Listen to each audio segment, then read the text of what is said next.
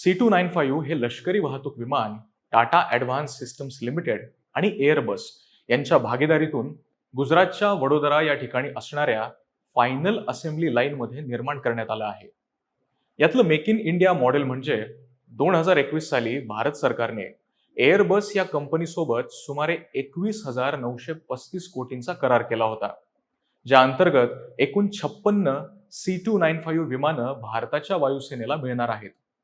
या करारातली पहिली 16 विमानं स्पेनमधून फ्लाय अवे होऊन म्हणजेच थेट उड्डाण करत भारतात आणली जात आहेत, तर उर्वरित 40 विमानांची निर्मिती पूर्णपणे भारतात म्हणजेच वडोदरामधल्या प्लांटमध्ये केली जाणार आहे.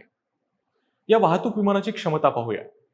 हे विमान एकाच वेळी सुमारे 70 सैनिक किंवा 50 पॅराट्रूपर्स यांना वाहून नेण्यास सक्षम आहे.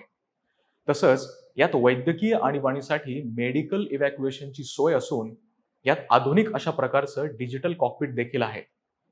या विमानाचं सगळ्यात मोठं वैशिष्ट्य म्हणजे हे विमान अतिशय लहान, कच्च्या आणि खडबडीत धावपट्टीवरूनही सहजगत्या उड्डाण आणि लँडिंग करू शकतं.